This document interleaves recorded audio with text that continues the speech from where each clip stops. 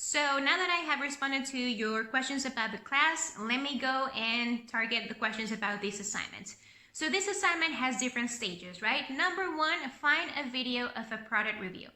Now, by now, I'm pretty sure that 90% of you, before you buy something, you go and watch a video on Instagram or YouTube and see a product review and then decide to watch it. I do the same all the time for Amazon.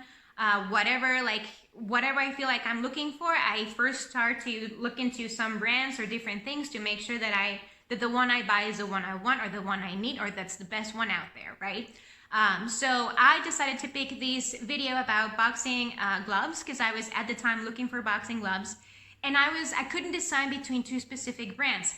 And so this video allowed me to see, because it's so detailed and so well crafted and like it has so much information in it, that ultimately it helped me decide whether I wanted to go with ones or the others. So think about a product review that you have used and then post that and apply the questions that I ask you in the part one of this assignment. I give you specific questions with page numbers, okay? That's part number one.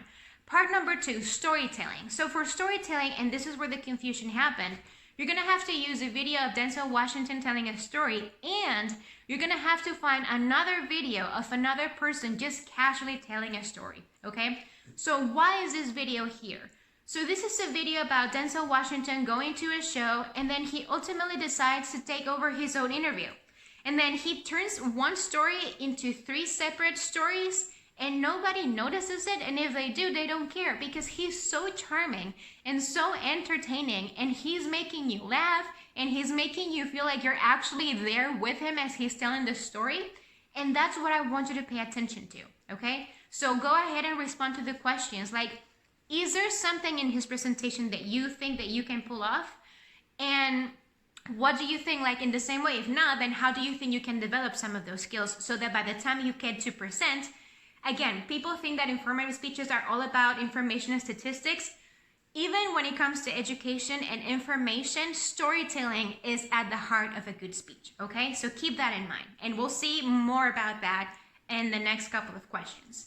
Once you have that, go ahead, go back to YouTube and try to find another interview. Maybe you watch a person present a movie or a new album, or I don't know, whatever it is, but find me a person who's also like randomly and casually telling a story that then turns into something else.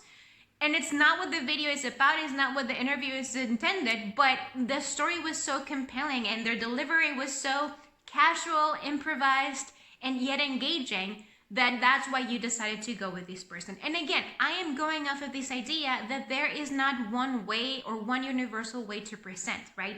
Different people have different styles, have different abilities, have different ways or modes of talking. But ultimately, when it comes to what makes a person engaging, you can start seeing patterns, and that's what I want you to begin identifying, so that then you can be the one developing those patterns in your own speeches. Make sense? All right, email me if you have any questions. I will be available, and today's Thursday, so make sure that you send any questions my way, and I will be trying to respond to them in the next couple of hours. Take care. Bye.